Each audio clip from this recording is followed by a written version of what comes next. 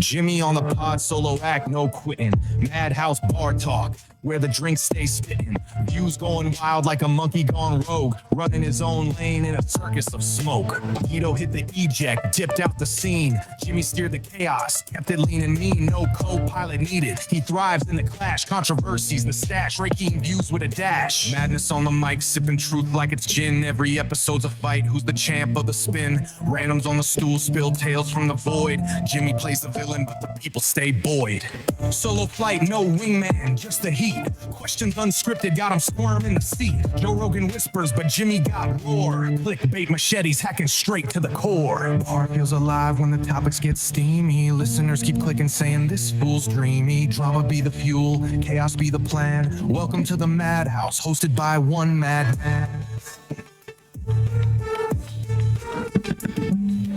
All right, special guest today, very special guest in the house, someone who's been shaking up the system, asking the questions most are too scared to. She's fierce journalist, a fearless truth teller, and the founder of Mean Street News. Welcome, Katty Beyer. Am I saying that right, Beyer? Beyer. Beyer? Yeah, like somebody that buys something. I always tell people Beyer. Thank you for having me, Jimmy. Yes, I was looking forward to this all day.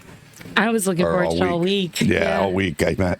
All week. I was really excited that you brought it up on your last episode. I was like, I have to get on and talk to this guy. Yeah, I've been watching you for a want to talk about the Ohio 4. That's your goal. Yeah, that's my mission in life at the moment. I really want to, one of many, but I really want to get these guys some justice.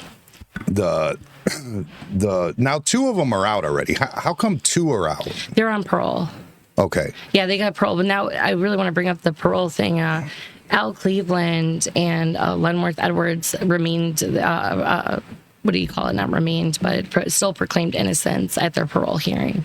They did. Yeah, they still said I did not do this, and we're innocent. But they spent 28 years, Al Cleveland, I believe 29 for Lenworth Edwards. So this is a case that happened in Lorain in 1991. 91. August 1991. Okay. August 2 years of 91. before Nancy Smith. Okay. Yeah, and what happened was a woman, Marsha Blakely, was murdered, and Floyd Epps was murdered as well, and she was staying with Floyd Epps. He was from what I heard on the streets, I lived in Lorain 15 years, so I called around, and he was just a drunk. He was like the town little, project area drunk, and he helped a lot of people. He helped a lot of people, and Marsha Blakely was one of them. And he was letting her, while she was during a crack addiction, he was letting her stay at her house. And one night, August 8th, I believe it was, August 8th of 1991, she and him were both murdered. Both had their throats slit. She was found behind the tracks. I don't know if anybody knows the projects, West 21st Street. You know those buildings? They actually just remodeled them. Used to be where it was Westgate Shopping Center back then. It was considered, yeah. Yeah, she was found right behind there. Now, he was found about 2 blocks behind there. I forget what street it was. I want to say BB Street, BB Avenue. Okay. So really where I kind of get into this is you could run take 5 minutes from where he was to where she was, and both had their throats slit. And it wasn't until after the investigation started that the coroner was like, hey, these 2 people that are related that were found the same within a couple hours of each other are both killed in the same way. And the 4 all had alibis, which is kind of crazy, and they still got brought up in this, if you want to get into how that happened. Well, yeah, I mean, yeah, we want to tell the whole story is just pretty bizarre from what I'm seeing. I mean, we all watched the Joe Rogan episode with Josh Dubbin where he was talking about J.D. Tomlinson, and then eventually J.D. went on the show, and he kind of he kind of laid it out for everybody, but it basically. It was over money, right? Like they actually put some money out there to. I don't think it for was a witness. I don't think it was. I think I figured out just by reading. I mean, I've read probably 1,500 pages of. I read all the depositions. I read the retrials. I've read the original police report, and just by the original police report, I think I've figured out who they need to look at. Because before this, the biggest thing about this case was the witness, right? William Avery. He was a crack addict. He recanted his statement. The FBI, the Secret Service came in. Said, William Avery Jr. Yeah, William Avery Jr. Right, William Avery was the initial person. You brought that up last time. You asked if the dad came in first. The dad did come in first. A week before prior, right? Mm-hmm. Okay. And then brought the son in and basically said, you're going to do the story. But what I want to bring up is what happened a month previous to that. The day of Marsha Blakely's murder, they went and spoke to a woman named Maria Gonzalez, who was a friend of Marsha Blakely. Maria said that she saw Marsha Blakely at 11:30 at night, the night before, and that she was like it was between 11:30 and 1:30, and she was a little beat up, right? But she said that she saw a car, and this is going to be relevant later. She said she saw a car, the muffler was kind of messed up. Marsha was a little beat up looking for money, and she saw a young man driving whatever. She couldn't describe his face or anything, but she knew the car because she was looking out the front window. Then she left there. Okay. And then there's this other guy. I forget what his name is. I want to say I have it right here. Jeremiah Charlton. Jeremiah Charlton then sees her at 12:30 at night. And he's a local guy, but she's looking for drugs. And, he's like, you can go churn it. I'm going to be a little appropriate, but go churn a trick. You can get some money for these drugs, right? Okay. So she did that. Well, then her boyfriend, William Mincy or Muncy, I'm not sure because both names are used. I'm thinking it's Mincy just based on a phone call I had recently. But William Mincy or Muncy then sees her at 2 a.m. And that's her boyfriend. Her boyfriend that's upset that she's a drug addict, you know what I mean, abandoned her child, wants her to come home, and he's not on good terms with Floy Epps either because Floy Epps is giving Marsha Blakely a place to stay.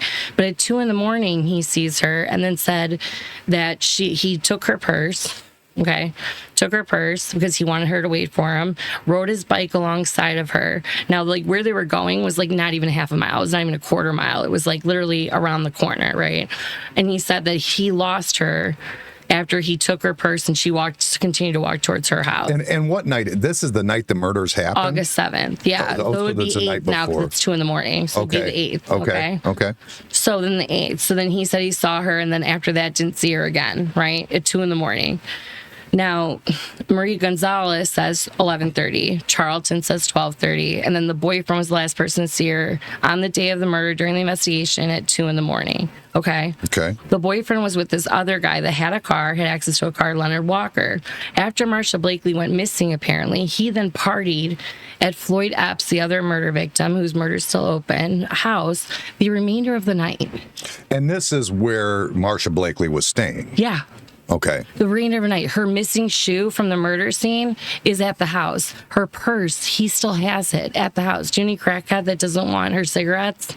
No. Well, I don't know too many crackheads, but I know a few. I know but, a lot of potheads and everything else, and they want their cigarettes. I know a couple, and they're not going to leave their purse. I'm a woman. I'm not going to leave my purse. Like, as a woman, I'm not going to leave my purse with anybody. You know what I mean? Like, I'm not going to let you take it. And then he's partying all night with Leonard Walker, and him and Floyd Epps don't get along.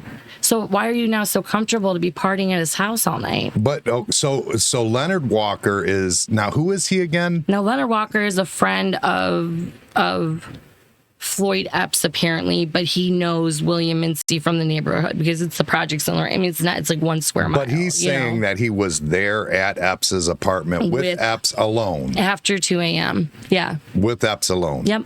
And do they have like... Not with Epps, with William Mincy. The two were there. Yeah, the boyfriend and Leonard Walker, his Floyd Epps' friend, knows William Mincy, then partied all night until 7 o'clock in the morning at her house. At their house without them there. Yep.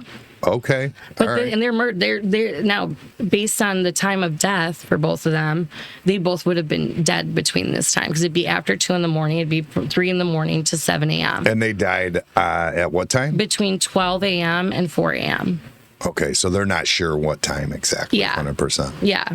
Okay. Well, they found Floyd Let's Epps pause at for 1 a real quick second because the people that are listening that aren't from the Lorain area, I just want to explain like where Westgate Shopping Center is and where what we call them the West Side Projects on 21st Street.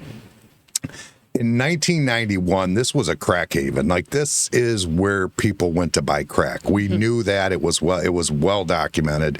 Literally, you just drive through there and you should pick up crack. I mean, it was like the shopping center for crack at the time. I mean, I don't know what's going on there now. I think it's a lot cleaned up, and I don't think crack's an epidemic that it was at that time.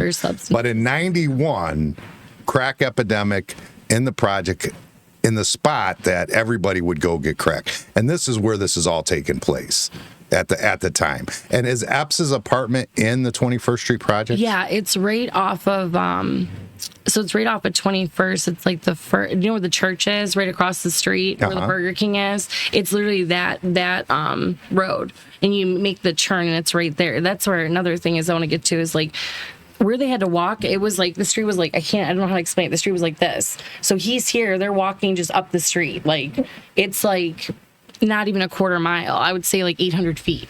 Okay. You know what I mean? So you lost her within 800 feet. And you go on Mean Street News. I drove it to show people like where the murder scene was versus where she lived.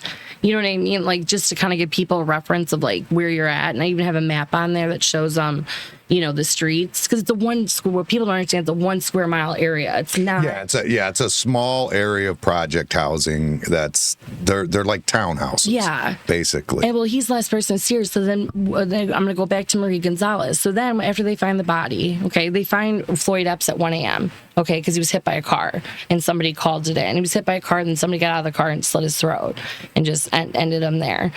Now, Marie Gonzalez, that's where I'm going back to Marie Gonzalez. Marie Gonzalez then says there was something wrong with the muffler of the car. Well, you just had a body. Okay. That's just me in my brain. That's what I think. So you're saying when Marie Gonzalez saw this car, it was after the fact? I think so. I think Floyd Epps was gone. I think Marsha Blakely came in, all panicked, looking for money. She needed a fix or something. I don't even know if she knew about Floyd Epps at that time. You know what I mean? But I think the person that hit her, whoever she was with, absolutely knows. And that's why I brought up Leonard Awkward. He had a car. Well, then she tells the detective, you need to talk to William Muncie. You know what I mean? Like, you need to talk to her boyfriend.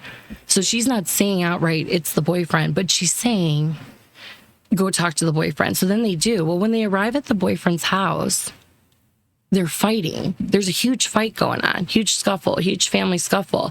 And when William Muncie sees the cops, do you think he's like, oh, I want to cooperate and figure out who murdered my baby mom / girlfriend? No, he runs.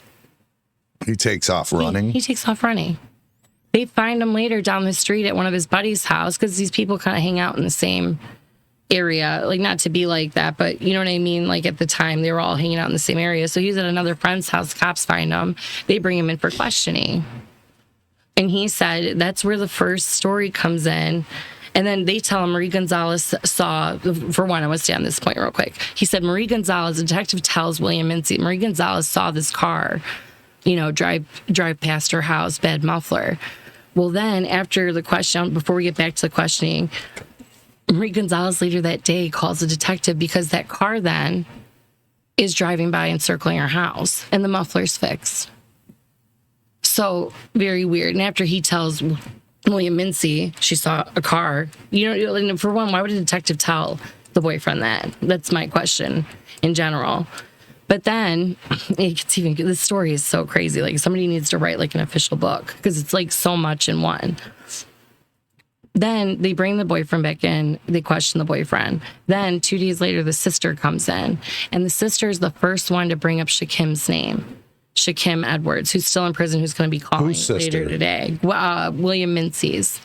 William Muncie's the one who brought up. Okay. The boyfriend. And how did they know each other? They were sister and brother. No, I mean the like the Averys.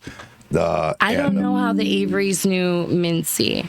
I know how Muncie was I don't know how that connected later, but I know for a fact Gwendolyn Mincy, the sister of the boyfriend, Marshall Blakely's boyfriend, is the first person to bring up Al Cleveland and Shaquem Edwards' name. Okay. And say it was a drug debt. She was the first person, and that's in the police report. Okay. And then a month later, William Avery comes in with the same story. Yeah, I mean, and in the projects, I mean, people talk. And So his dad everybody was a kind of confidential probably knew informant. what was going on in there, I'm Oh, sure. yeah. Well, his dad was a CI. That's why it's so weird about his dad coming in. His dad was a CI. But why? What explain to me what a CI is? I'm a A dummy. confidential informant. Okay, all right. So he used to get paid for like information that he would give to the police. Okay. So then that was kind of a scheme of his, and his son later on took on the same scheme, and that's why he got in trouble with the feds and the Secret Service, is because he was doing like the food stamp investigations and lying about it, but he was getting money for snitching on people abusing their food stamps. Okay. So later, William Avery comes, but my whole point is like, and that's my main focus, is the Mincies were never then questioned after that. Like, the brother was questioned once, but then their story that they gave from the day of the murder, from 8 days after the murder, you know what I mean? That story then was adopted by this crackhead, William Avery Jr., based on what his father, who was a confidential informant for Lorain Police Department, you know, very close with the cops apparently, just based on records that I've read, and I don't want to get into all that, but, you know. Well, because I read Adopt online the real quick, I read online that Avery's father had some sort of relationship with her. That was and that William Jr. actually insinuated it was his dad at one time that might have done it. He did. That Okay. he did later. The first part, I don't know about. I never read anything in any of the police reports or the court depositions or anything that were relating to like their relationship, the dad and the daughter. But I do remember the second part of that is that he said that later. But I think it was all just bullshit. He was scared that Avery, William Avery, as much as you're like, what a, you know, POS for not speaking up and not doing what is right, you know, and saying like he was lying from begin with. He was scared of his dad. Like he was also, like, I always like to look at people from both sides. He was also a victim of abuse. You know what I mean? His dad was getting him high on crack and then telling him to go talk to the Lorain police and tell How them old that was story. William Avery Jr. at the time? I think he was in his teens. He's 19, I think, 19, Okay. 20. He was young. Like, he was young. And then later in life, you know, before his mom passed away, he wanted to do what was right because it was eating at him. And he recanted everything to a private investigator and then said they threatened to put me in jail, which is like the worst part of all of this, is like the guy recanted on the stand during one of the trials.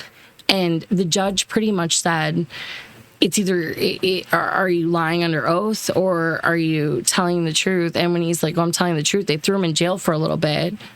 And then he comes back out and goes on the stand and says, I didn't do it because they basically said, we're going to throw you in prison for lying.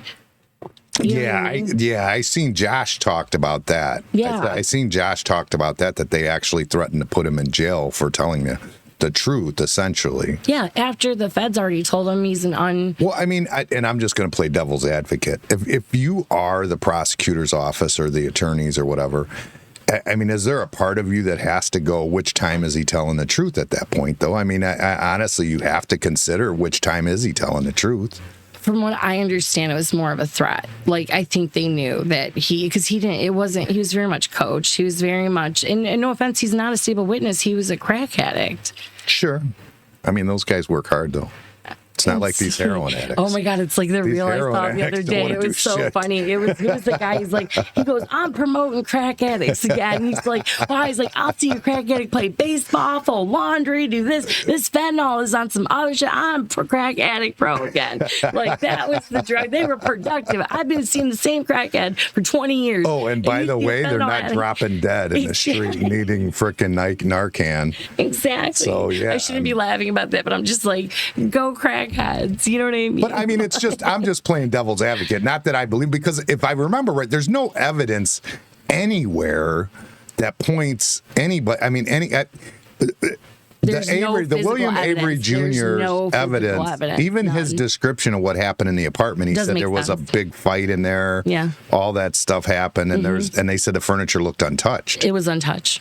And they partied all night. They partied all night in that house. Why would you be so comfortable in a man's house that does not like you? And Leonard Walker, his friend, made it very clear. Floyd Epps did not like William Mincy, the boyfriend. And I guarantee the boyfriend didn't like Floyd Epps because Floyd Epps was letting Marsha Blakely, his crackhead baby mama, stay at his house. And that's what Floyd, and I want to make that very clear. Floyd Epps' murder's unsolved still. And that's what he was known for. Like, even though she was a crackhead, he was known for helping those that were at their lowest. You know what I mean? Even though he had problems himself, he would let anybody stay there. He might have had alcohol issues, but he was a good person. Sure. And one of them, 3 of them say they were in New York at the time. Yeah, that's what's even crazier. And one was in a bar. What do you know? What bar it was? Shakim is actually calling today. He was the one that was at the bar. And after he left the bar, he was at his girlfriend's house. And then he was also on the phone with another woman, Gina Dalton, until like 5 a.m, slept for a couple hours, and then got on a flight to New York. But they all have alibis. What bar? Do you know what bar it was that he was at? He'll know. I want to say 3 brothers owned it. I can't think of the name of it off the top of my head right now, but I know 3 brothers owned it. I know it was across the street from the projects. It was in the Westgate Plaza. Oh, in the Westgate Plaza? Yeah, it was like down from where she was found. Huh. So I can't think he'll know the name. He'll know the name. So he was right there. Yeah, he was right there. Yeah, but he wasn't. I'm telling you. That's close enough, though. He is you slip out to take a piss and just, slit someone's throat. But I think, they're saying it's for a drug debt. And this is where I get with the drug debt thing. Drug debt, yeah, you might get shot. You might get beat up. More likely beat up for a small drug debt for crack cocaine. And you know what Shakim says is, I wasn't dealing with crackheads. He was dealing with drug dealers. With weight. He was dealing weight. Right. Quantities. He wasn't dealing with crackheads. And they slit her throat. They slit Floyd Epps' throat. That's personal. That is like beyond personal. You don't do that for a dope sack. Well, I don't think I don't think there's going to be a crack debt that would be worthy of murder. Yeah, and running somebody from over. Her. I just don't see that. No, I don't see it. And they didn't really know her. You know what I mean? Like, they're like, we didn't deal with it. And Al Cleveland did not deal. He wasn't even in town. His probation officer saw him. It's documented in New York. He wasn't even in the freaking state at the time. Lenworth Edwards was with, I think it was Lenworth or Benson Davis that was with Shakim, and Shakim will tell us who he was with. But, what gets me about all these guys, though, is like we could say they were dealing crack, whatever.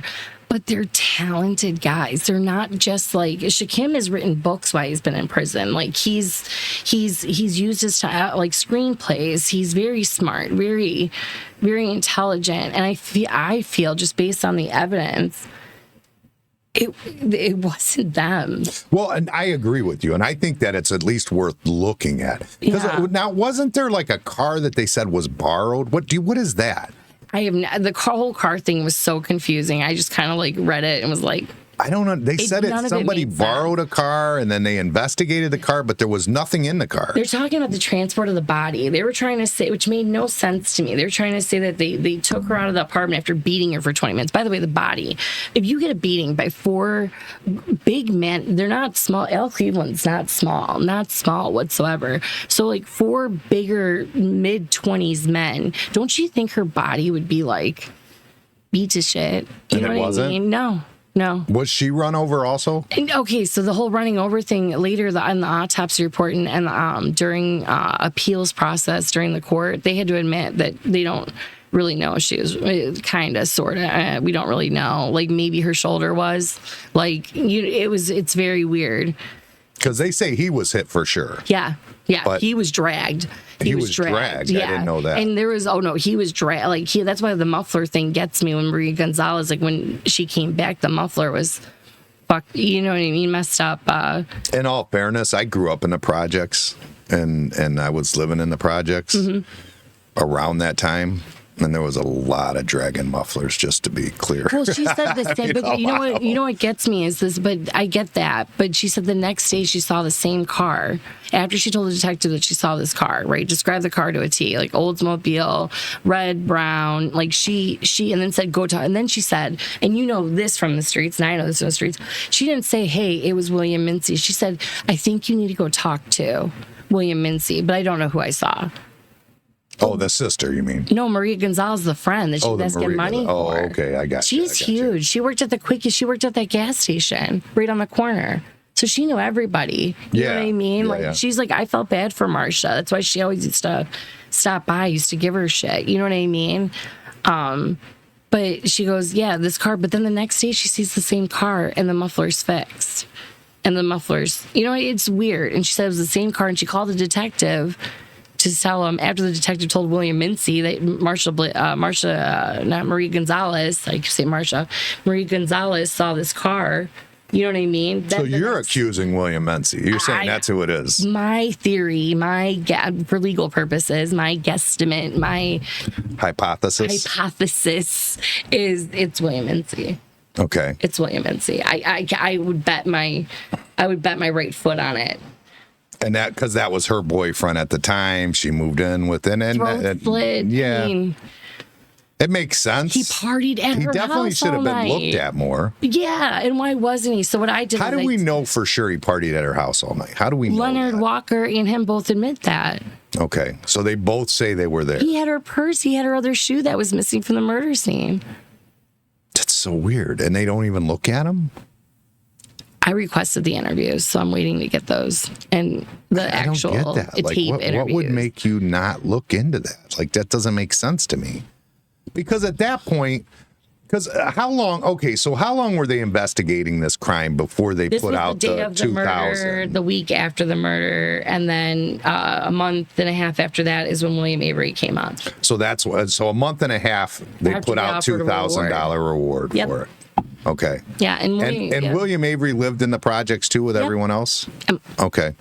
And Williams Avery Jr. lived in the projects with everyone else? About across the street.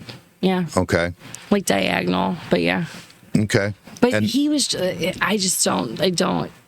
don't see it. I don't see, none of his story made sense. Well, from what I've read, basically nothing that he said coincides with what actually happened. And he recanted on the stand. He recanted to the FBI. He recanted to Secret Service. He recanted. You know why he recanted later in life to the Al Cleveland's detective? Because he's like, I can't have this on my conscience anymore.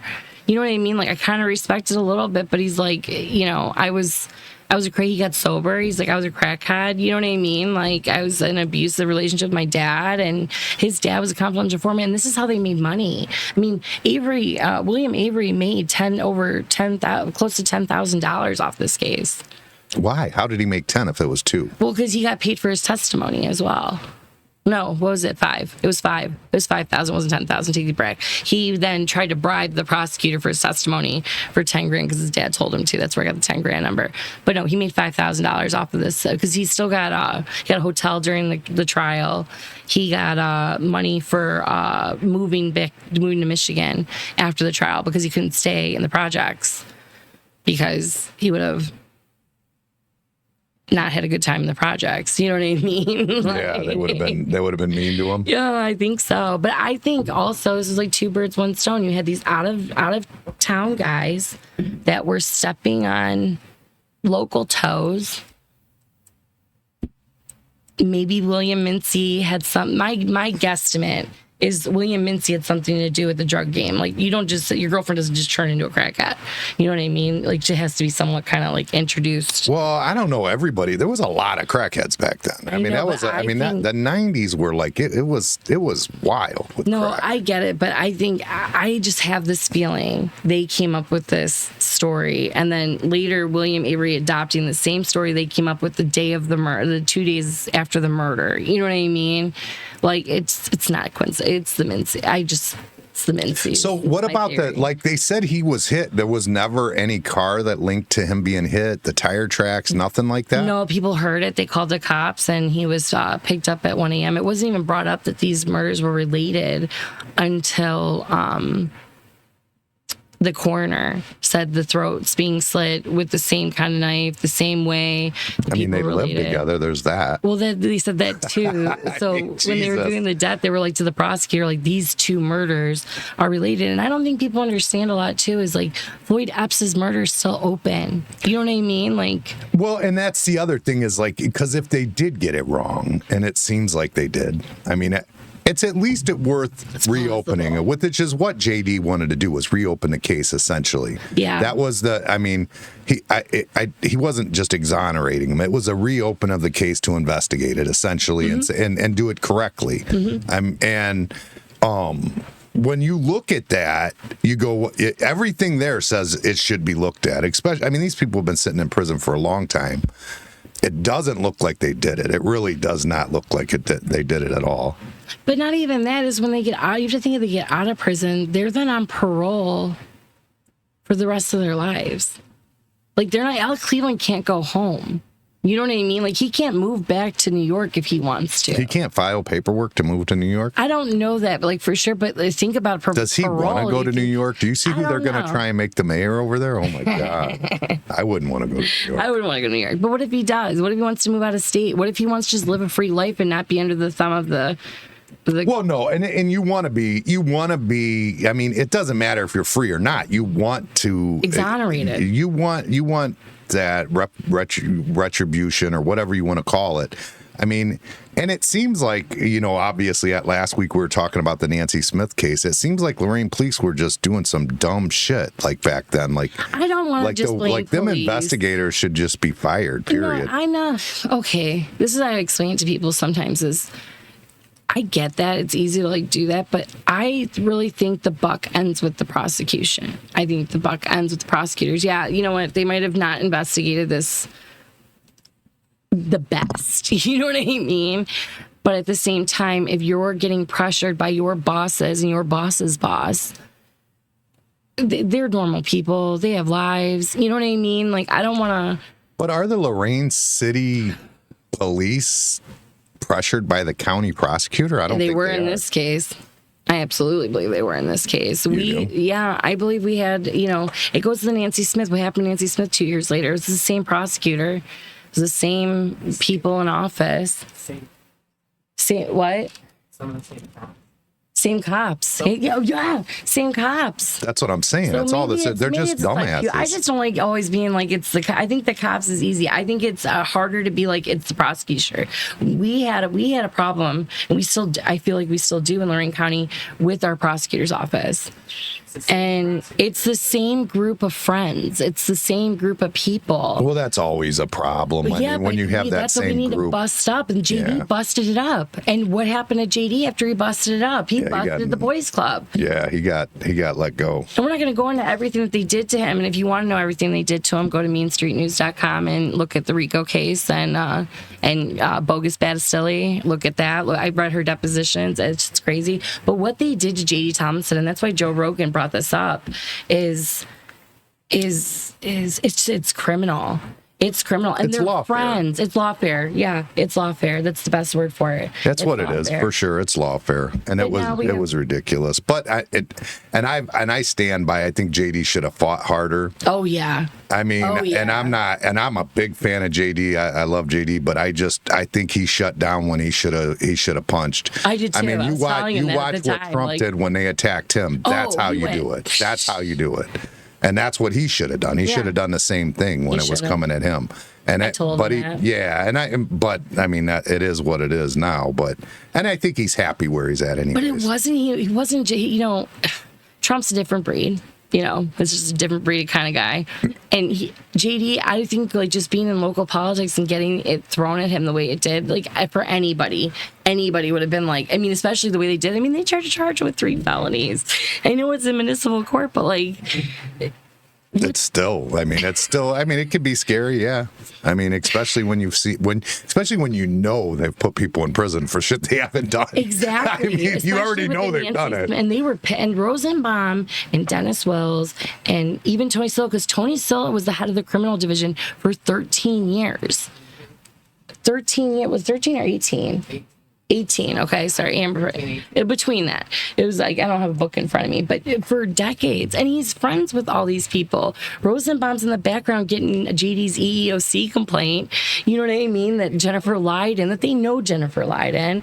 Like, it was just, I couldn't believe it. Well, I don't think that they cared whether she lied or not. They just wanted those charges they just didn't want that case to be in court until after the election. That's all they cared about. Yeah. That's all that mattered to them. the election was over, and then that was that. But they're using county. But this is my problem with So, them but this is the thing. Why did Tony vacate the order? That's the problem I have with it. Bingo. So JD put it into play. All he had to do was continue with it and investigate it himself, and instead he just vacated it. Or did he investigate it and decide not to vacate it? Hold on, Amber's saying something I gotta hear. Protecting his friends. He's protecting his friends. I love you. That's so funny. No, I mean, I don't really know. I really don't know Tony at all. Yeah. I don't know anything about him.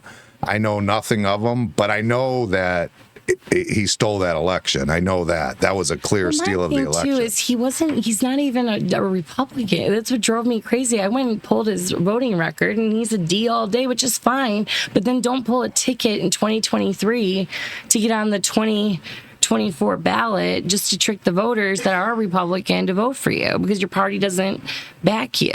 And it worked too, because people were so right and left this election that there's so many people that I know in here that personally like JD. Mm-hmm. And when they went to the polls, they went R. Yeah. R. I know. And it's like, you can't do that. That's a no-no. You can't do it anymore. No. No offense. You know what I call You should never have done that. You should have never done that anyways. Yeah, never. well, because they're the purple people eaters. If you think there's a difference between the red and the blue, at the end of the day, after voting day, there's not much difference. They're purple. They work together. The thing is, though, like Joe Miller, when he was in here, he brought up a good point.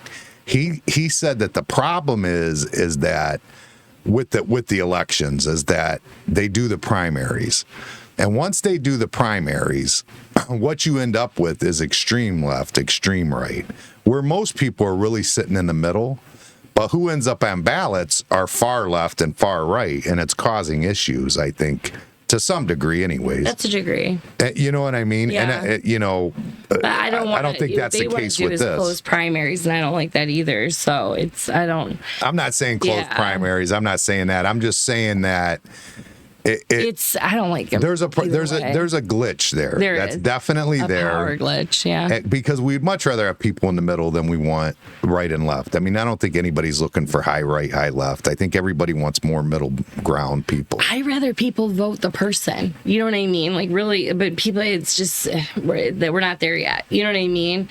You got to vote the person, because I like some Democrats, I like some Republicans, and that's the way I vote. Is after I learned, you really have to get to know the person, because there's Democrats that say they're Democrats, but they're really those 90s Democrats, but like the Clinton Democrat. You know what I mean? Right. They're not the liberal Democrats you think of, and I think most people are libertarian.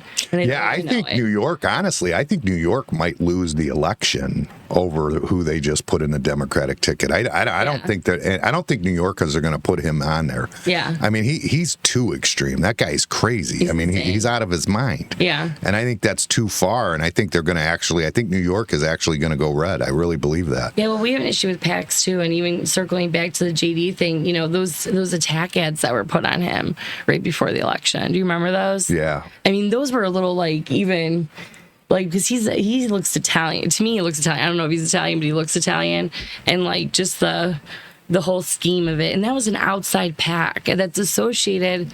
I'm going to say this from what I've researched and my theory, and from what I've researched, just so I don't get sued, is it's associated with the Attorney General. And then we go back to the Ohio 4 case. It was the first time the Attorney General wrote an opinion saying to a newly elected prosecutor, do not get involved. Can you wait to hear to the judges? Can you wait to hear this Ohio 4 case until the new prosecutor comes into office? And I'll say Chris Cook, he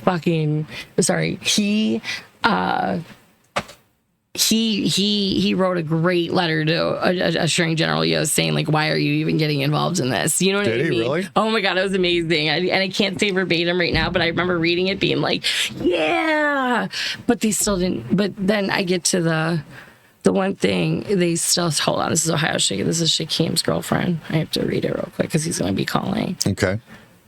He should be calling shortly. Perfect. Okay.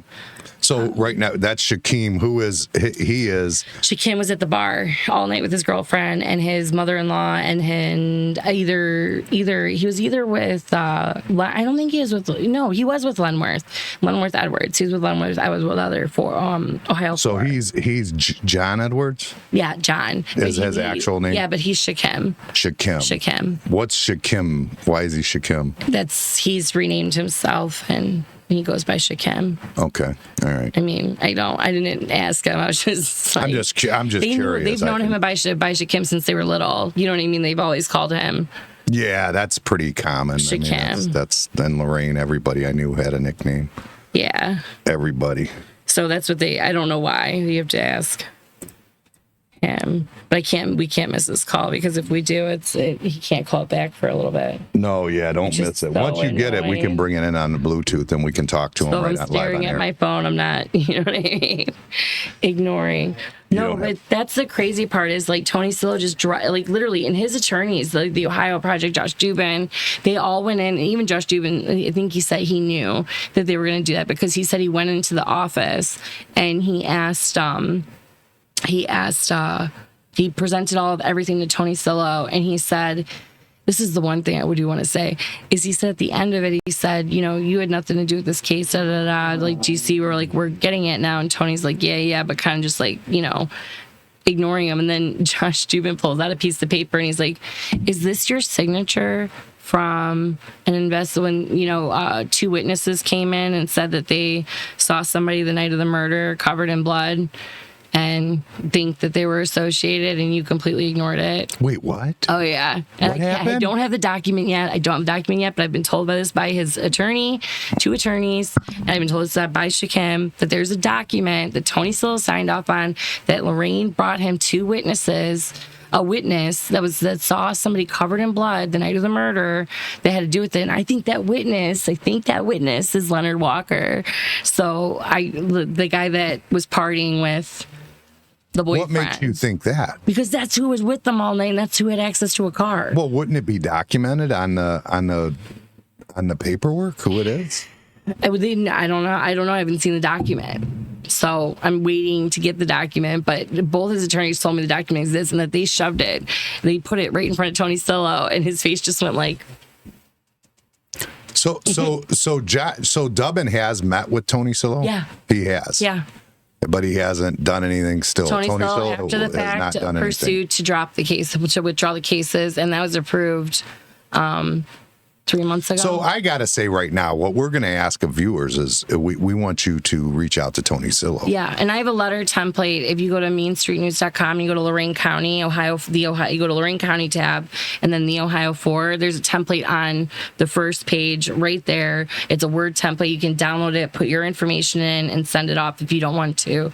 I like when people do more personal, like, you know what I mean? Because it comes off more like it's from you. But if you don't have the time, you want to send Tony an email, the templates on mainstreetnews.com under Lorain County files. I mean, I feel like there's got to be something to pressure this guy into this. I mean, he's got to at least look at it. You've got to at least look at it. I mean, that how can you not look at something if you think there's a possibility that somebody is in prison that shouldn't be there? You got to look at that. You have to do something. You have to. Yeah. I mean, what the hell? That's insanity to me. It's just sad for me.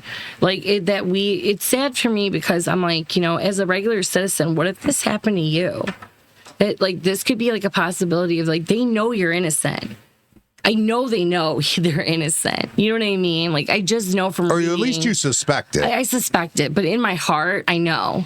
Right. I just know. And for this to be happening, and the name it gives our county, and it's systemic. The prosecutor's office issues were systemic. JD broke that, which is why they did. Another reason why they did what they did to him. He busted up the monopoly on control, and it's been just a few people in control of that office for a very long time. And JD, oh yeah, it's a man back. Okay, Amber, he's sending me a text. Sorry. She wants to say you're talking about a man that helped send an innocent man back to prison after being out for 5. He has no ethics. Tony Sillo was involved in that? Involved in all that with them as well. Yeah. Was he? Yeah. They were part of it, yeah. They were the ones that came up with the agreements and stuff. Jesus. He had no quarrels about that.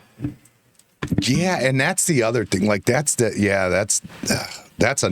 whole nother case. That's one we want to dive into at some point What too, case is even it? further.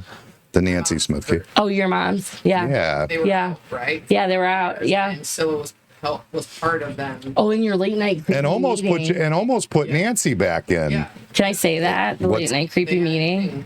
They had a meeting. They called Nancy Smith in, right? Yeah. They called Nancy Smith in the middle of winter, right? Winter. Hours. After hours to go meet.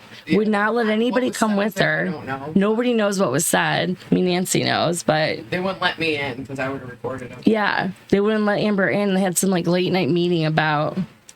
You hang out with Tia too much. How they were going to help her stay out, basically. Oh, did you hear him? he said? He said you hang out with Tia too much. Oh, God. Oh, I love it so much. It's funny. Tia Hilton, she's a trip. No, she yelled at me on Facebook one time, and I was like, I'm never ever talking to you.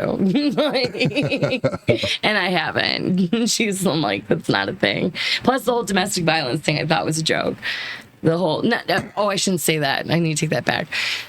The rally that she put against JD was I call it kabuki theater, like political theater. You know what I mean? But Just she was to be friends like- with That's what I didn't JD. That's the part I didn't understand. understand. I She was was a friend to JD. I know. But then she did that. I was like, that's kind of crazy. I think don't she's know. an AW, What's an AW? attention whore. Oh Jesus. Yeah, attention whore. Yeah, Maybe. I call everybody I mean- AWs. I'm like, they're AW. We make videos and post them online, but call Yeah. it to everyone else. Yeah. I'll be a hypocrite all day, motherfucker. I don't care. No, we like to push people to facts. Like there's facts you're missing in this. My hands are sweating. He's so random. Get back to the Ohio 4. No, I need to get back to Ohio. Okay, so this is another ask that we want to ask Mr. Selchik. Can better be calling me soon, but he was asked to go on Joe Rogan, and Joe Rogan said he is more than welcome to come on to discuss why he dropped the Ohio 4 case. Really? Yeah, and he has not yet taken. No, he's not going to take that call. There's no good reason.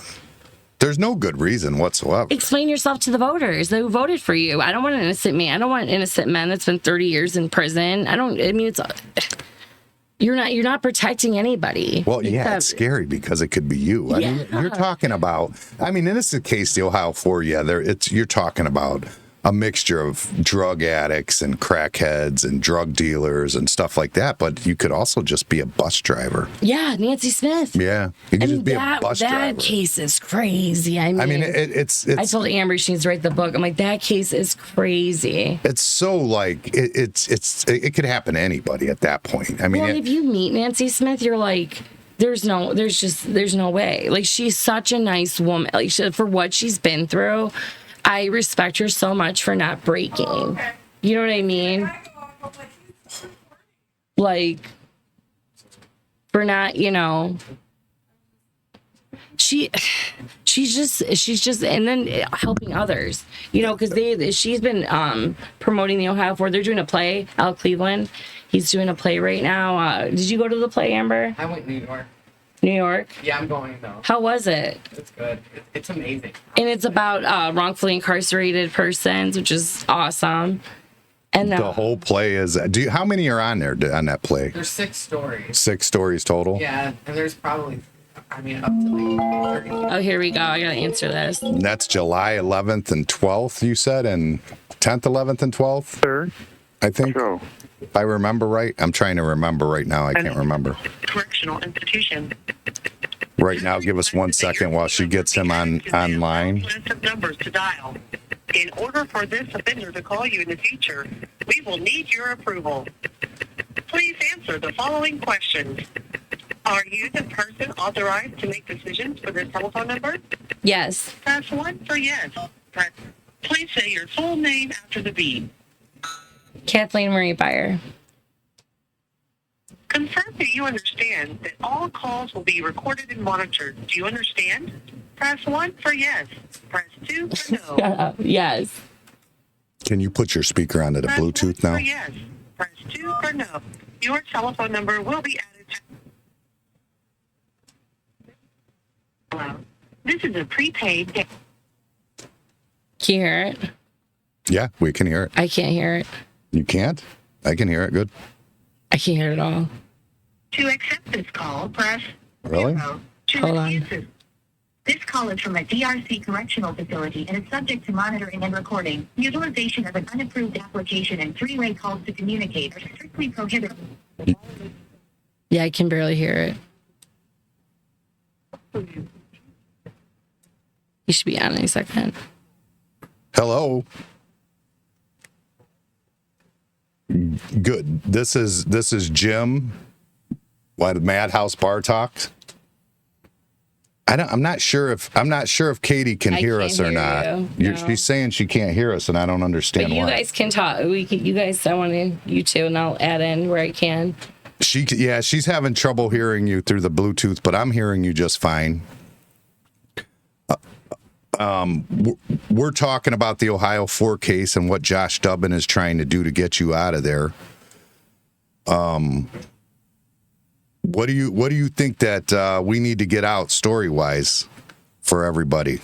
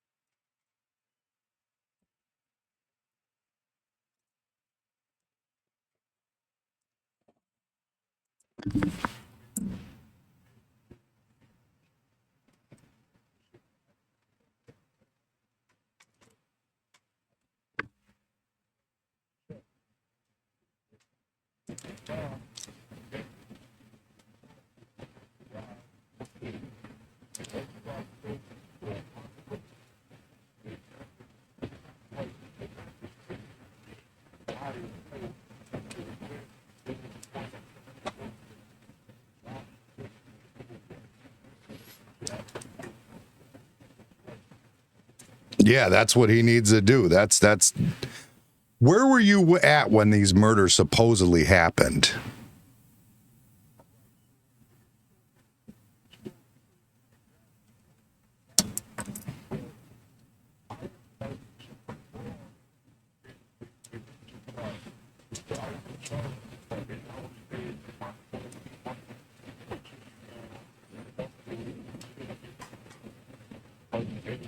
Put it on speaker. She had Andrea Spacer and one of the guys. So we was having drinks in the bar when it's allegedly, I don't even know, because you know the coroner's report says one thing, and I was at the bar at 2 o'clock in the morning. Did you know either of them? Did you know either of them? I can't hear you, sir. What did you say? He said, "Do you know either of them?" Do you know either of them? Well, I knew Floyd Epps because right across the street from the projects, that's where the Dell Farms was, and Floyd Epps was always over there asking for change. So I knew who he was. I seen Marsha Blakely around, but I didn't know her personally. I just seen her around from being in the projects. And did you know Avery? Because I didn't deal with him specifically, but I knew who he was from being in the projects and his dealings with Alpha Cleveland. So I knew who he was. Oh wow. And so you have who all witnessed that you weren't there? How many witnesses did you have that you weren't there? Well, when I went to trial, Cynthia Geis testified, and Tootsie, that's Andrea Passer, she testified to being with us in Charlie's bar. Then one of the prosecution witnesses also testified, Gina Dalton, that she seen me in the bar, and when she was sitting there, it was impossible for me to go by because she was sitting in the front. And you know, Charlie's bar probably hold probably about 100, 150 people, but it was a one-way in, one-way out. Plus, you know, me being who I was back then, I was buying everybody drinks, so I was paying for her drinks. So, I was a flashy dude back then, so it was impossible for me to leave and come right back. I was paying for drinks, I was playing pool, I was being like Who you are. everybody. You know, yeah, I was being extra. I was with everybody, buying drinks, being loud, and you know, I was on my way to New York the next morning to get my teeth done and go. So everybody knew who I was. So it wasn't like I could leave and come back. And there should have been phone records between you and Gina Dalton, right? And Gina, she was the prosecution witness. She had with the door of her and Pat Mitchell. So for me to leave, like she brought this out. And when John Roosevelt acted, it was a possibility that I could. Hold on, you're cutting out, Chicken. How did we put off? Yeah, he wants to know, how did they put all four of you together? How did Avery put all four of us together? I don't know, because after Cleveland and Vincent Davis was in New York at the time. And I don't know how Avery was Avery came up with this story that he came over to the apartment and Albert Cleveland brought him over there, and we was supposed to be there already. I don't know why Avery came up with this lie. No, but I know he was motivated by the award money. Yeah. Oh, I guess he just wanted to get. Well, I brought up the fact too that the first people to tell about you is Gwendolyn Mincy. 2 days after the murder. Are you there? What did you say? That Gwendolyn Mincy was the first person to bring up your name 2 days after the murder and say it was a drug debt. Yeah, but what's so crazy, I don't even recall who Willie Mincy was. That's what is weird, because they both brought you up, you and Al Cleveland. Yeah, and you know what's crazy? How Willie Mincy even know Alfred Cleveland, because Alfred Cleveland wasn't even in Lorain for 90 days. Yeah. Like, when they came down to Ohio, he wasn't down there for 90 days. I've been in Lorain, Ohio for 3.5 years. So, like, a lot of people knew of me because of my dealings in the project. So, I have no idea how Willie Mincy would even bring Alfred Cleveland's name. I know, the whole thing is weird. I requested their interviews, so we're going to hopefully hear the entire interviews with both of them, which I don't think have ever been transcribed or anything. But did you give your message to Tony Sillo yet? Remember I said I want you to directly talk to Tony Sillo, because that's who could reopen your case. Okay, well, Tony Sillo, I need you to do the right thing. Hold on, you're breaking up. You're going to say that again.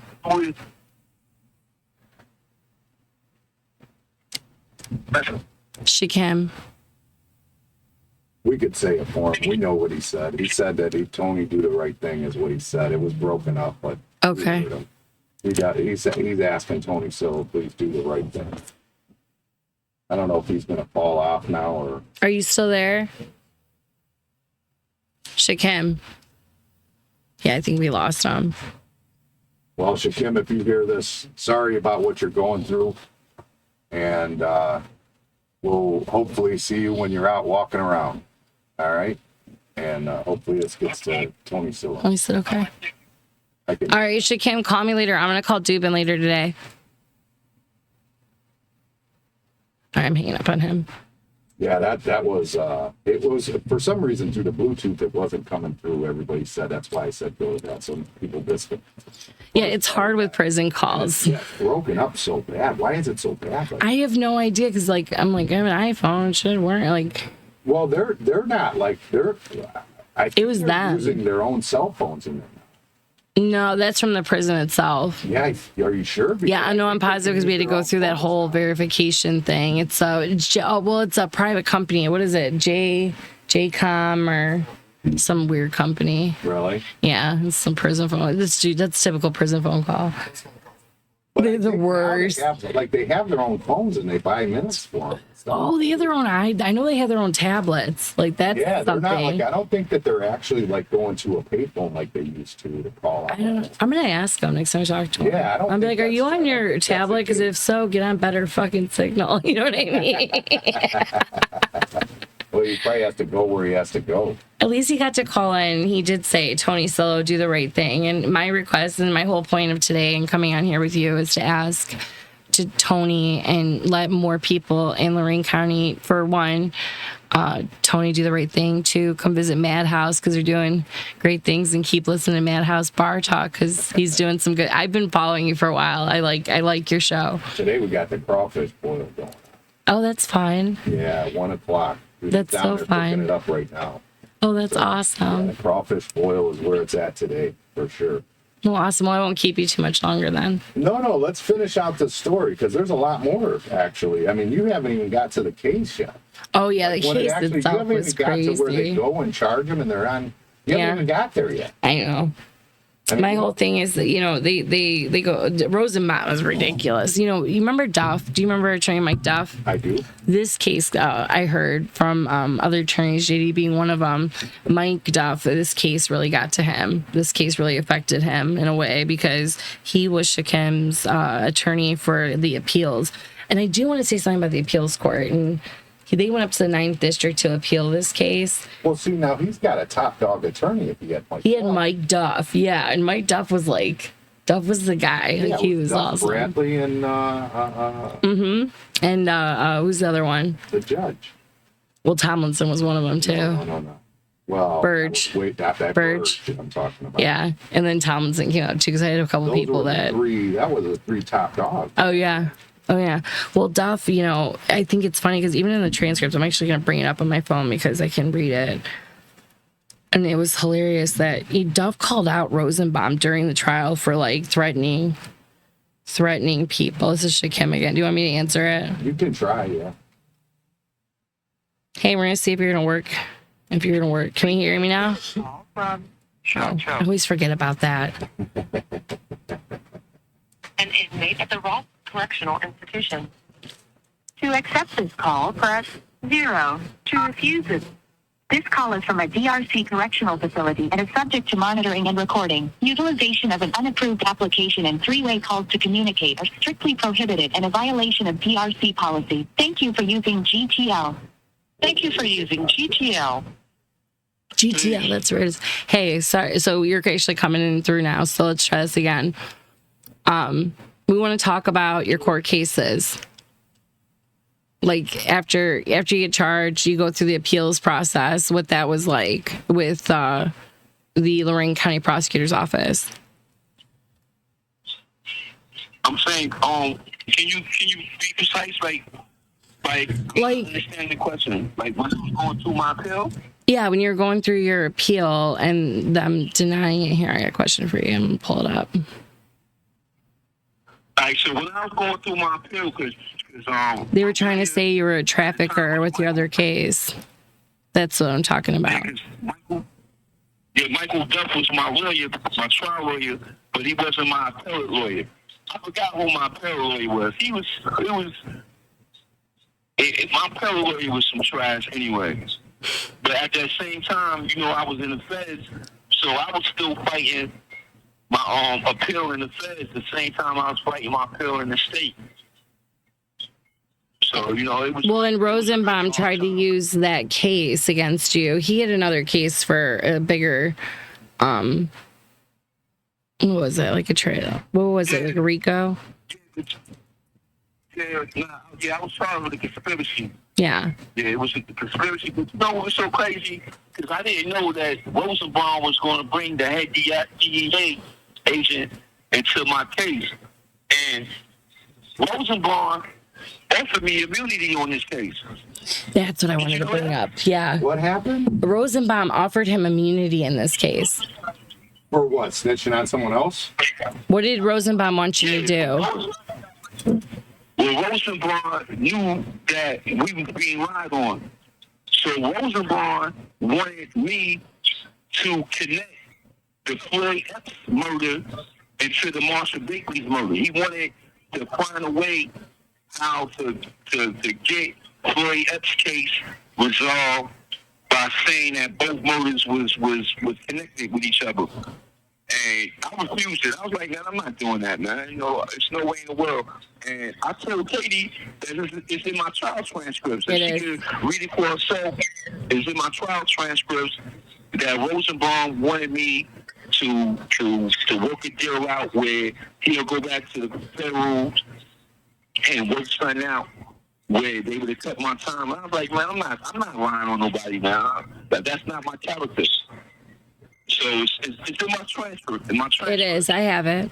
So Rosenbaum went and he went and got the head DEA agent on my federal case who testified in my trial as to my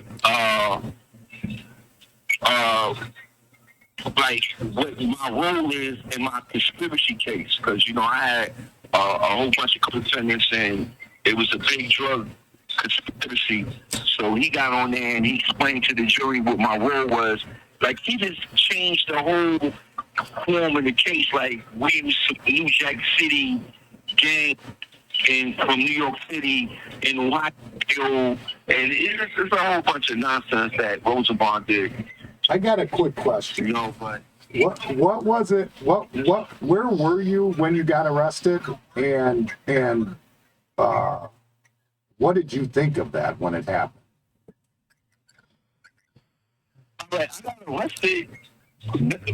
In South Carolina. I was in Columbia, South Carolina in 1993 when I got arrested. So I got arrested on a whole new different charge because, you know, I was a drug dealer. I'm not going to lie about that. I sold drugs. So I was in South Carolina doing my thing, selling drugs, and I got arrested. So when I got arrested, Lorain, Ohio probably came down there probably about 4 or 5 days later. Tayano came down there with some other officers, and the DEA came down there also to interview me.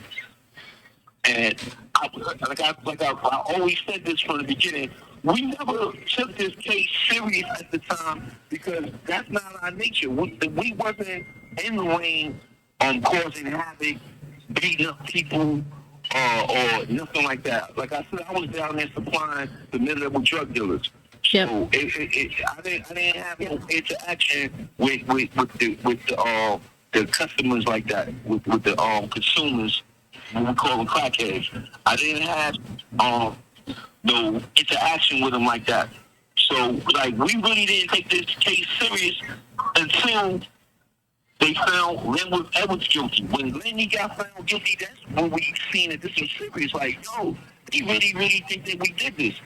Because, you know, at this time, like, we didn't really think it was that serious.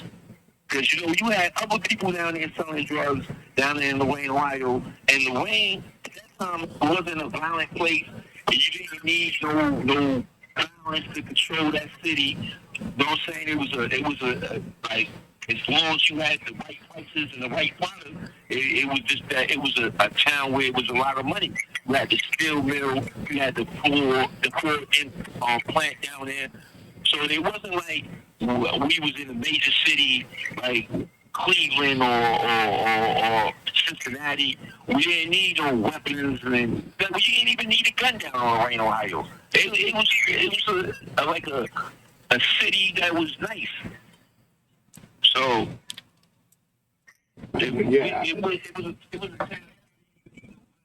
So you never even considered, you're like, well, there's no chance because obviously I didn't do nothing, so you just assume they just got to work it out, right?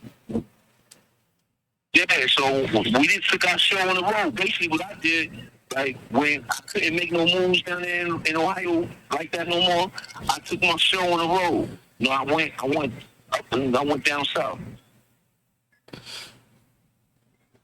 So, I was in contact with his family, and we found out that he got convicted of the homicide.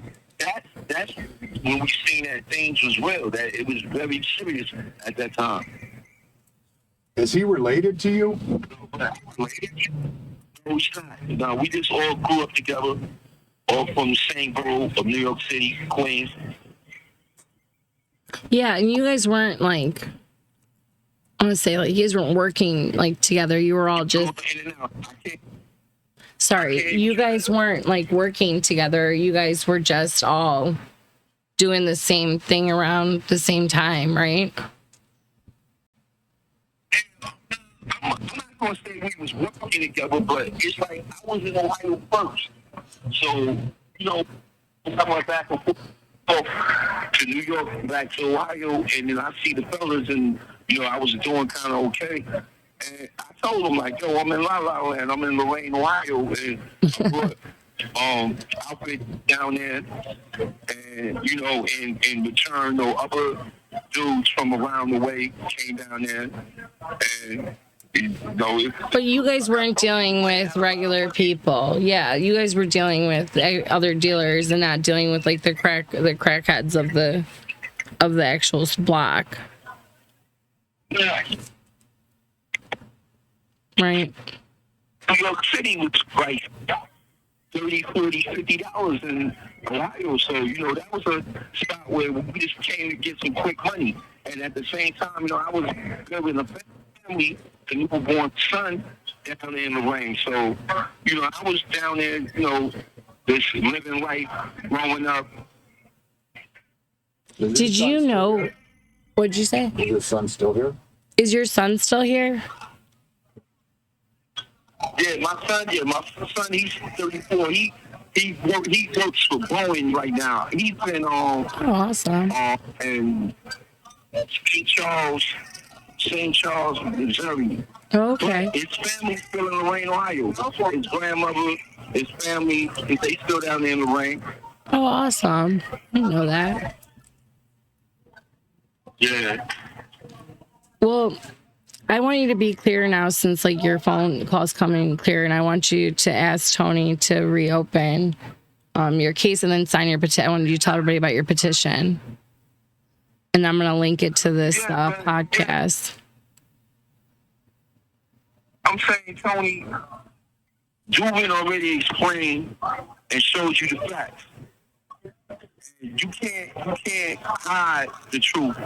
You can keep bringing up falsehood, but you can't hide the truth. So I just need you to do the right thing. The truth is right there in your face, man. We innocent. We didn't do this. We was down there selling drugs, but we did not kill Marshall Baker. We did not kill Koyev.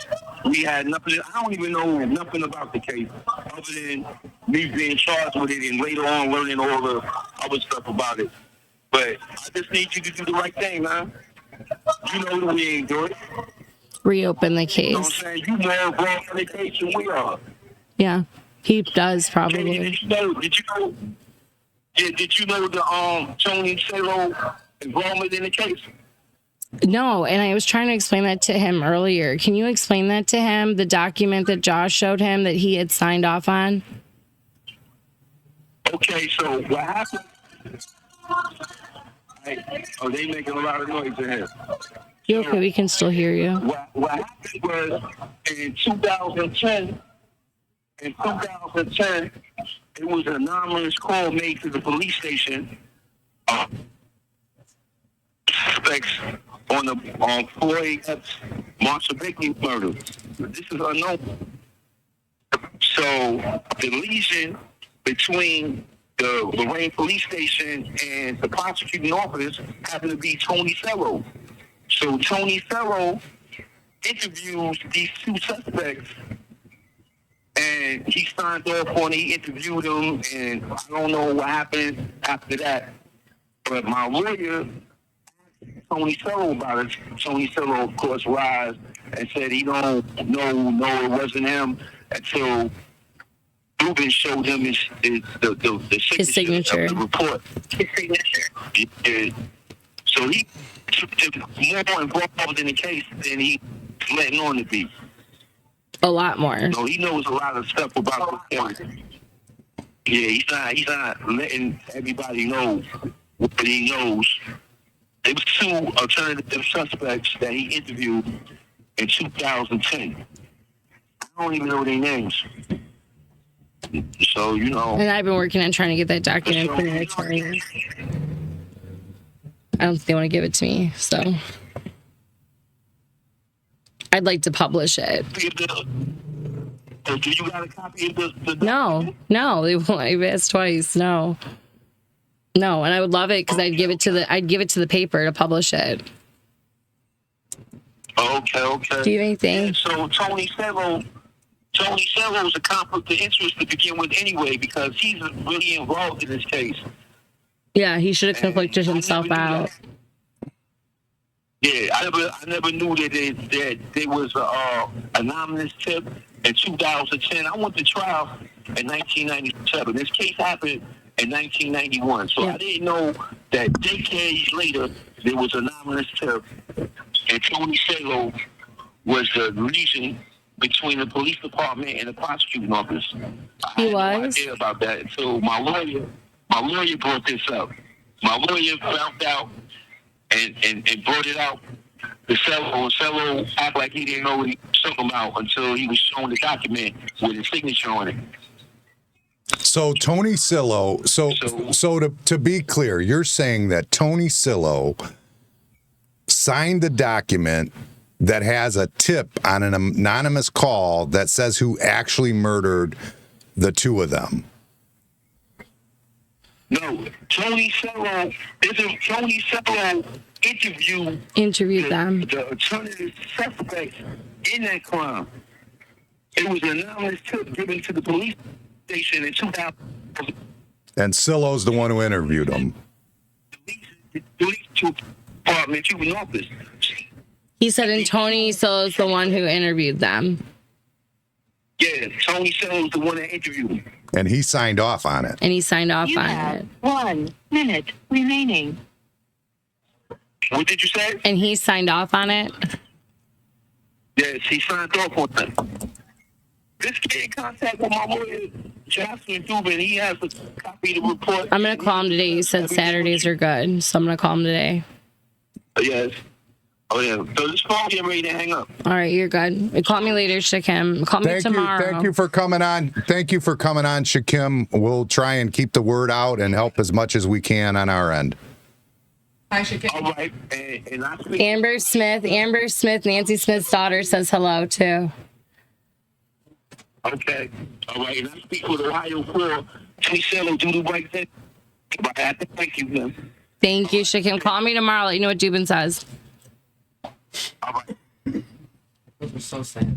All right, you heard that, Tony. He's asking you do the right thing. It's all he's asking is to reopen a case, look at it. Look at it. I mean, but so what he just said at the end of that phone call is he said that there was an anonymous tip in 2010 and that pointed them to suspects and that Sillo was the one that interviewed those suspects. Yep.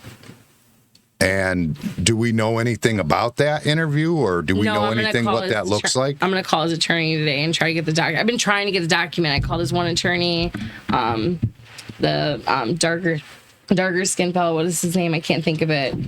He works for the Port Model Center. I'm not sure. His name. I'm looking at Amber because she would know his name. Pearl Mutter. He's like the VP. I can't think of it, and I'm gonna call Dubin today. He's pretty good at getting a hold of it on Saturdays. But we're also asking Tony Sillo for that. We're gonna get that document, but we also are asking him to go on Joe Rogan's podcast. And explain it. Just go on there and explain it. I mean, if there's a reason, if there's a good reason for it, yeah. Hey, if we're wrong, we're wrong. Yeah, all we're asking to do is to look at this because it doesn't add up. It doesn't sound right. It doesn't seem like it just seems like something's not adding up. And I mean, if something's not adding up, something's not adding up. It's that simple. It's that simple. Yeah, I mean, at least look at it and look into it. And I'm definitely would be curious about these, and I'm sure you'll keep up on Mean Street News with when you get the documentation. Oh yeah. Of the. I'm gonna make the papers publish it. Yeah. Of this interview, I would love to know how that interview went, that he's not paying attention no more. I'm excited for Lorain Police to give me, hopefully soon, the actual interviews of Gwen Mincy and William Mincy, because what I've noticed by going through a lot of documents lately, especially the Jennifer Battistelli documents, the depositions, is what they say they said versus what they actually said is very, very different. So I always listen to, and even the State of Ohio Auditor's Office, there was an investigation in Lorain County, and I got all the recordings, and those recordings are damning. So usually what they say the person said versus what the person actually says is more evidence. And like I said, Shakim didn't even know that his name was brought up first by Gwen Mincy or William Mincy. Why weren't they looked into? It's like those questions need to be. Yeah, I want to know what made William Mincy disappear as a suspect. I would love to know that, because that would be, I mean, if she's living with a guy, that's her boyfriend. I mean, he's number one suspect. I mean, every crime scene movie or show or whatever you've ever watched tells you that. It's a crime of passion, too. Yeah. Everybody tells you. I mean, I've watched enough Lifetime to know that somebody's slit throat is that's a crime of passion. Yeah, right. That's that's an up close and personal nasty. And then the other thing, like you said, somebody had this blood on him, or who reported that? I think that's the 2010 thing. I think that's gonna be Leonard Walker. I just have a feeling. I don't know that. It's my theory that that's gonna be a Leonard Walker situation. Yeah, you're just theorizing. I'm theorizing by the players. That's it. There's not a lot of people that were involved in this, and then all of a sudden these guys' names get brought up. That's why I'm I told Jakeem, maybe you stepped on the wrong toes out here, local toes, selling drugs, and that's a thing. You know what I mean? Stepped on local toes, and it was two birds, one stone. Get rid of you and get a murderer. And it might be easy, honestly, in the 90s, it might be easy to just think that these drug dealers are murderers, and that's how they handle their business, and that's who Rosenbaum is. Things like that. I mean, it's possible, but that's what they thought. It's possible, I guess. Well, what I've learned about Rosenbaum from a lot of people, because I like to talk to people, to get to know who people are. What I've learned about him is that he's a bad guy. You know what I mean? If you're a bad guy for this, you're a bad guy for that. I don't really care. You're a bad guy. But I mean, I don't 100% disagree with them. Bad guys are bad guys. I get that, but murdering somebody and dealing crack are not the same thing. And in fact, I knew, because I didn't know any crackheads, but I knew drug dealers in the 90s. And we're promoting crackheads now. I mean, we are. But I knew drug dealers, and in fact, I worked for drug dealers when I was a kid in 91, around the time this happened. I worked for a Subway that was owned by drug dealers, and they all got arrested and went to prison and all that stuff. I mean, it all happened, so it's not like it's a secret. There's only a couple roads that leads. Right. Or you get out, and the ladder's usually not it. But none of them were murderers by any means. I know. You know what I mean? They were just drug dealers, especially when you're talking about moving weight like they were. Yeah, and you know what I mean? We didn't take it seriously because we didn't deal with crackheads. But I think and my biggest thing too is Floyd Epps' murder is still an open case. Yeah, I mean, you got to get both of them at the same time, because that's obviously the same person did it. Well, I mean, that's pretty obvious. Is that Rosenbaum tried to use Shakim as plead. Yeah, I didn't know that either till he just told us that. I forgot about that for a second. I'm like, wait, what? And I know there's an article. I do have it. I wonder. So what did he do? Try to tell him to blame it on the other two or something? Yeah, he tried to get them to tie it to Lenworth and Benson Davis and Al Cleveland, and he wouldn't. And he said no. Wow. So, and then he would just have to deal with his RICO charges. So he got conspiracy, which is RICO. He got caught up in a RICO in South Carolina. He doesn't like saying that for some reason, but I'm like, it's a RICO. But there was deaths involved. Well, that's what conspiracy and stuff like that. But there was deaths involved in, I had it up. I know actually exactly where it is. Rosenbaum, during his trial, tried to bring it up, and he said, is this guy that was part of this? He said, this is Rosenbaum. Do you feel because you're in jail or in a bar that you aren't responsible for do you feel because you are in jail or in a bar that you don't feel you aren't responsible for somebody's murder? Shakim says yes. And then Rosemont goes, isn't that the advantage of being a high-level drug dealer? Somebody will do your dirty work for you. Shakim says no. He said, who makes the decisions to have someone killed in your group? He said, somebody over me. And then Rosemont goes, you were just a high enough not to have contact with the crackheads and not be stolen from, but not high enough to be responsible for having anybody killed. And Shakim says, that's right. He said, so who was the person in your group that was responsible for having someone killed? And Shakim says, the overseer. And he goes, and it was, what was his name? He said, Gil Links, and they were in Lorain. No, they weren't. Like, I mean, but the thing is that it's regardless, nobody's killing off crackheads. no, it's not a thing. It's, yeah, they're not. It's just not a thing. Not for a dime sec. I mean, she pulled a trick, and then you got Charlton. I don't want people to forget about Charlton because he did the right thing. Now he did it because he thought he was going to get his charges. He even said, he's like, I knew that would should have dropped my charges because he. And who is Charlton? Okay, so I think they're local too because one of his family members follow me. I don't think they know that they follow me, but I know that you're following me. I follow my people. You may know.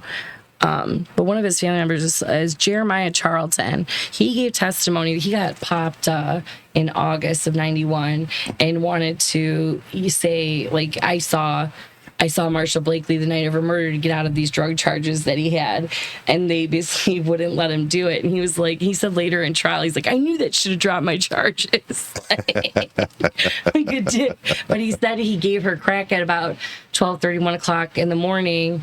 But she had turned a trick with white boy Jeff. So white boy Jeff, who's white boy Jeff? I don't know, but white boy Jeff was with her for a little bit, and then she was a little roughed up. But I think that's where, Marie Gonzalez saw her a little roughed up is after she was with, a couple guys in a car with white boy Jeff. You know what I mean? And then looking for. So who's white boy Jeff? Was he ever interviewed? Yeah, he was interviewed. He was cleared. He had multiple people with him. She didn't just turn one trick. So, we'll just say that. You know what I mean? But he was gone. He was out of Lorain by like 1:30. And then he was seen by the stepdad of William Mincy, and William Mincy admitted at 2:30 in the morning after that.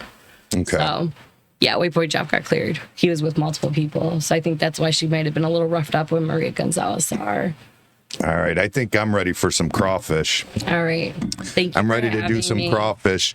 Tony Sillo, do the right thing. Visit Just Main Street reopen this. Or at least if the right thing, if you really feel in your heart the right thing is that they shouldn't come out, go on Rogan and explain it. Bingo. Go on. I mean, go on Rogan and explain it to us. That's all. Ticket to Joe Rogan. He has still said he will have you on any day. And if you don't want to go that far, you can come down here to Madhouse. I'll put you on. You could explain it to me here too. I mean, I'm open to that. They could have done it. I mean, nobody ever admits that they're guilty. Yeah. But I don't know because right now it doesn't look like they did. Yeah. And all he's asking you to do is reopen the case and take a look at it. Yeah, that's fair enough. Have a fair trial. Yeah. Yeah. How about do the fair trial and do it in like Medina where there's none of these people still around? Being like, even farther, go farther. I say go farther than that, but where nobody's still around because you got the Columbus old prosecutor coming up here and going after JD. So yeah, and that's true too. It is nowhere safe. You know what I mean? I really enjoyed having you on here. We'll have to do some more collabs in the future. In the future. Hopefully when it's not as hot up here. Oh no, and I'll update you. All right. So thank you. Go to MainStreetNews.com, though. There's a RICO going on in Lorain. You're going to see some stuff moving in the next couple months, and it's really interesting. Lorain County's corruption's getting cleaned up. I'm really excited. You're really excited. What do you think about our police chief, Jim McCann? I feel.